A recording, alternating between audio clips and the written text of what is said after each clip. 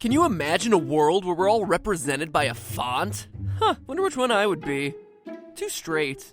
No, not in that way, just straight, as in unexciting. Too, Deadpool.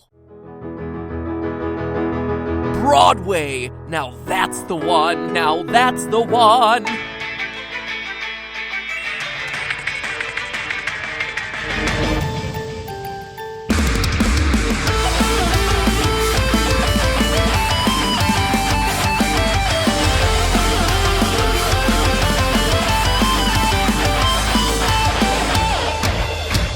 Hello, Internet! Welcome to Game Theory, where, instead of putting a joke here, I want to ask you a question. If your personality were represented by a font, what font would you be? Take a moment and put your font in the comments. I'm really curious to see what everyone has to say. Maybe find a couple new, cool fonts to use. Getting bored with old Calibri 11. And with that out of the way, it's time to talk Undertale. Now, I don't think I've ever gotten this many requests to cover a game. Well, except for FNAF. And I suppose FNAF 2. Oh, and then there was FNAF 3. Wait a minute, should I be worried about something here? Anyway, across the board on YouTube, Reddit, and Twitter, you all have wanted Undertale. And honestly, I'm glad you brought it to my attention. True loyal theorists will know that Earthbound is my favorite game of all time. So a self-aware RPG in a similar style? Oh man, it's like a gift from the indie gaming heavens. Undertale is a game where every character, from Goat Mom to Grind Fodder, has a sympathetic design and unique personality, motivations, goals, fears. Whether you're saving or slaughtering them, the game makes you feel something every time you enter an encounter. But to me, one character stood out amongst all the rest. Sans. A skeleton named after the font Comic Sans, hence all the font references at the beginning of the episode. If you haven't played Undertale, I'm sure that was a really weird opening. Anyway, Sans is...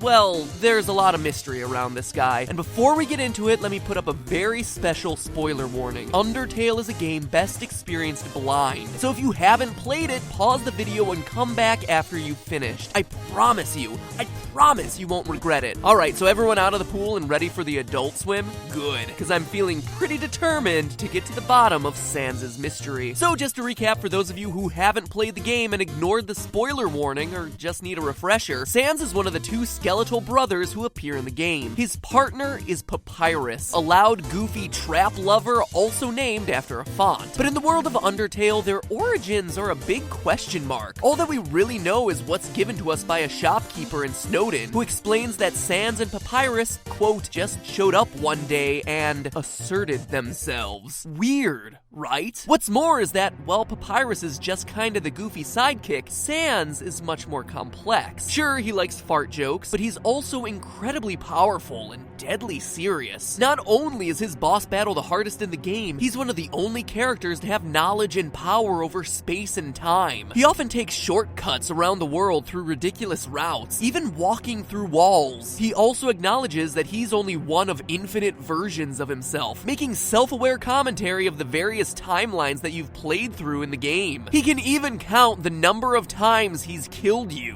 He acts like an arbiter in this world, passing out judgment on the player's actions in the game, even explaining the secrets of EXP and love, or execution points and levels of violence, just to clarify. In short, he just doesn't quite fit in with the rest of the world of monsters. But then what? Or who is he? Well, the idea that he doesn't belong in Underworld seems to be correct. The evidence seems to point to the fact that he was, in fact, formerly a surface dweller. In the true pacifist ending of the game, as the group looks out onto the horizon, Papyrus asks Sans about the giant ball in the sky. Sans says, quote, "We call that the sun." This is important because A, the usage of the word we and knowledge of the sun shows that Sans has a kinship or knowledge with other humans, and B, that despite he and Papyrus both being skeletons, are supposedly brothers, and apparently appeared in Underworld at the same time, they clearly have two very different histories. Why would Papyrus not know the name of the sun, but Sans would? We get further clues as to Sans' origin as we hear him say multiple times that he wants to go home, or go back. He says as much during his dinner date scene at the Metaton Hotel. He notices that the player must want to go home and says, quote, "I know the feeling." He then continues, "Maybe sometimes it's better to take what's given to you," as though he ended up in Underworld by accident. And in a genocide run during his boss fight, he says, quote, "Look, I gave up trying to go back a long time ago.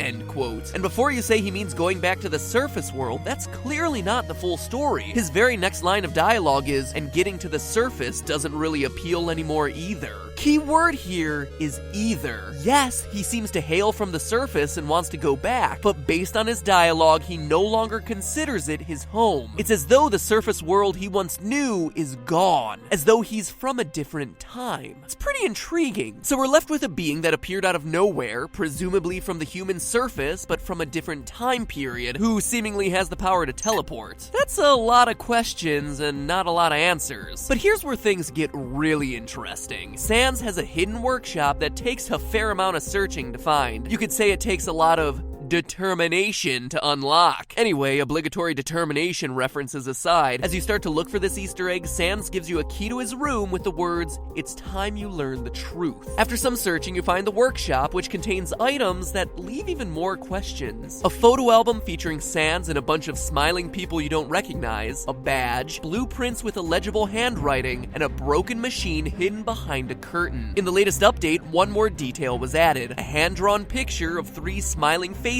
with the words, "Don't forget." So what's it all mean? Well, a lot of Undertale theorists have been linking these details to a mysterious figure named W.D. Gaster, a ghostly character who never truly appears in the game. Honestly, covering him is a theory all unto itself, and probably one best saved for another day. Even still, none of the Gaster theories I've seen have been able to explain all the details, in particular the photo album and the badge. And that's what kept nagging me as I researched Undertale. A badge? That one in particular really stuck out to me. Why would such an oddly specific item be included in this huge Easter egg of a room? Something that supposedly reveals the truth about Sans. Badges just aren't important in Undertale. And then it hit me. What if it wasn't from Undertale? What if this badge was from a completely different game and was in fact the most important badge in the history of gaming? The Franklin badge. Now, for those of you wondering what I'm talking about, the Franklin badge is a pivotal item from the Mother series. You know, the one with Earthbound. Or maybe you don't know that one either.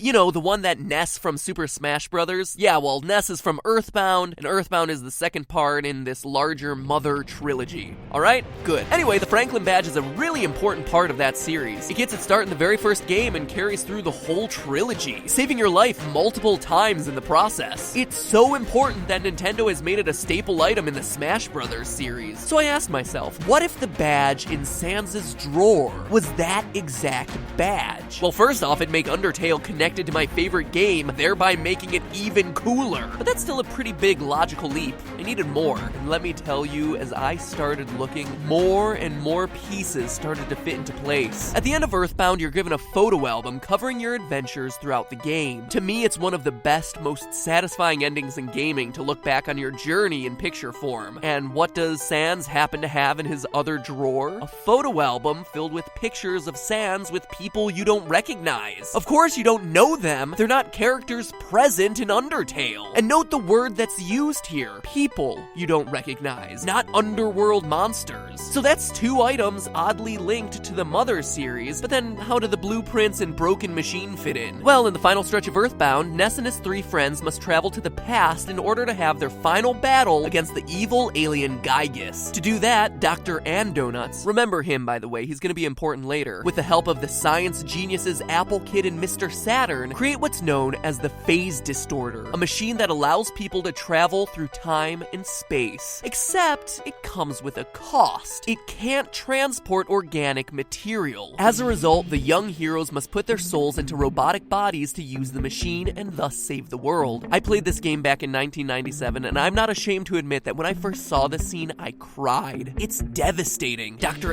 Donuts says goodbye to his son. These characters that you've grown to love and care about are suddenly promising to sacrifice their lives. For all they know, there's no possibility of them being able to come back home. It's this incredibly dark departure in the final moments of what was otherwise a fun, quirky, and colorful RPG. So what's all this have to do with Undertale? A lot, actually, but the first thing you need to know is that Mr. Saturns are known for their, let's say, unique linguistic style. That would explain the illegible handwriting on the blueprints. And the machine? I think a broken phase distorter is behind that curtain. Now that may seem like a stretch, but it actually explains a lot. If Sans wound up in Underworld via a phase distorter, it could provide a reason for why he's a skeleton. He used the machine as organic matter and suffered the consequences. Not killing him, but turning at least part of him into a pile of bones. It would also explain why Sans has given up hope for going home. Remember, the distorter is a time machine. By being in Underworld, he's not only in a different place, but based on how he talks, he's also in a different time, with no hope of traveling back to the time he came from. But the crossovers between Earthbound and Undertale continue. When you speak to the Apple Kid at the end of Earthbound, he's blown away by the astronomical odds of Ness overcoming Gygus, saying that he's going to continue studying the trait called courage in order to harness its power. Seems awfully similar to the same experiments happening in Undertale around the trait of determination, no? Especially since so much speculation has circulated that Sans is a key player in those experiments. But I'm sure you also want physical evidence, right? Well, don't worry, because I have plenty. During one of the endings of Undertale, we see Undyne and Alphys hanging out on the beach on the surface world, a beach that shares a lot of similarities to the tropical resort location named Summers that you play through in Earthbound. In fact, the geographic layout of the surface bears some striking similarities to the world of Mother. When Undertale's crew of monsters are finally able to reach the surface and look out over the earth, they're met with a beautiful sunset falling across a landscape of a tall mountain, a large city, and a sandy area adjacent to water. Notice the sun's reflection to indicate water and a lack of trees in this middle section here, hence the sand. Well, in Earthbound, you have the big city of Fourside, complete with skyscrapers, which you reach via a desert that just so happens to be adjacent to some water, and to the east, the mountain in Onets, where a meteorite lands on Earth. I always called it Onnet, but if that's not clear enough for you, Mother 1, Earthbound 0, Earthbound Beginnings, whatever you want to call it, it's had a lot of names, had a map laying out the same geographic landscape, a tall mountain to the east of a large city separated by a desert with all of it up against a coast. I don't know about you, but to me it seems like there's a definite connection between the world of Eagleland, again, unclear how it's pronounced, between the world of Eagleland and the surface world of Undertale. But the strongest physical connection, the one that definitely unites these two franchises, comes from none other than Papyrus himself. He wears a custom-made costume known as his battle body, but if you look really closely at the design of the armor, you'll notice some markings on the chest. Is it just a throwaway detail?